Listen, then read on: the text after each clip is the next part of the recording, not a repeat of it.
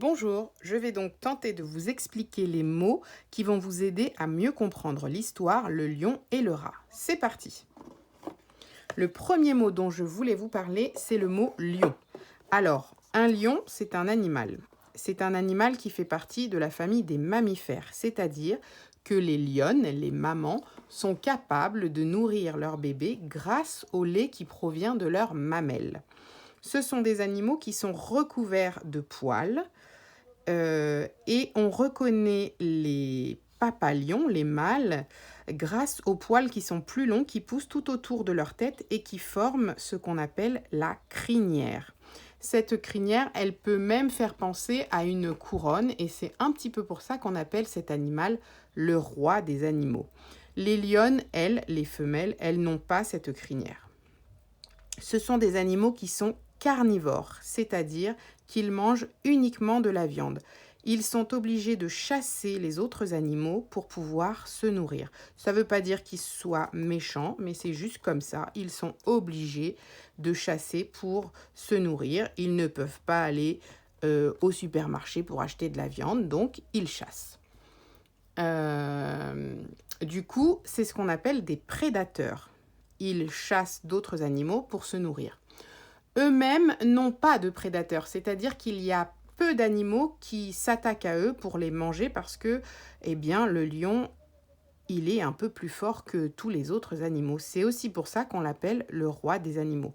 Cette notion de fort, elle est très importante dans notre histoire parce que le lion est considéré comme un animal fort et vous allez voir que ça a son importance pour comprendre l'histoire.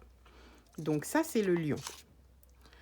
Le deuxième mot dont je voulais vous parler, c'est le mot rat. Le rat désigne aussi un animal qui est aussi un mammifère, c'est-à-dire que lui aussi est capable de nourrir ses petits grâce au lait qui provient de ses mamelles. Comme le lion et l'ours dont nous avons déjà parlé, et l'écureuil, il est lui aussi recouvert de poils.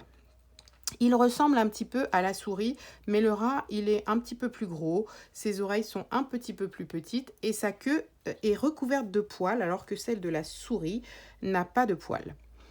C'est un animal qui est omnivore. Il est capable de manger de tout, comme nous, de la viande, des céréales, des fruits, des légumes. Il peut manger de tout, le rat. Alors, contrairement au lion, lui, il a de nombreux prédateurs, c'est-à-dire que beaucoup d'animaux peuvent se nourrir de rats. Donc, contrairement au lion, dont nous avons parlé tout à l'heure, il est considéré comme un animal plutôt faible. C'est très important pour notre histoire. Cet animal est un rongeur, c'est-à-dire qu'il a 2 dents au devant de sa bouche qui pousse tout le temps. Il est obligé de ronger des aliments ou des matériaux pour faire en sorte que ses dents se raccourcissent pour qu'elles arrêtent de pousser. Et en faisant ça, eh bien, ses dents deviennent de plus en plus coupantes. Alors ça, c'est très important à retenir. Le rat a des dents qui sont très coupantes. Il faut le retenir parce que dans notre histoire, ça a une importance. Le troisième mot dont je voulais vous parler désigne aussi un animal. C'est un perroquet. Alors, le rat, il vit un petit peu partout. Le lion, il vit plutôt en Afrique. Le perroquet, normalement, ne vit pas dans le même endroit que le lion, mais comme c'est une histoire, on peut raconter un petit peu ce qu'on veut. En tout cas, dans notre histoire, il y a des perroquets. Les perroquets, ce sont aussi des animaux, mais ce ne sont pas des mammifères. Ce sont des oiseaux, comme la chouette. On reconnaît les oiseaux, notamment grâce aux plumes qui recouvrent leur corps et qui les aident la plupart du temps à voler, et aussi au bec.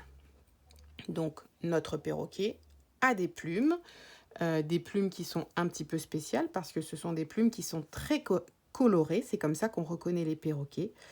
Et il a donc un bec et aussi des pattes crochues qui l'aident essentiellement à se retenir.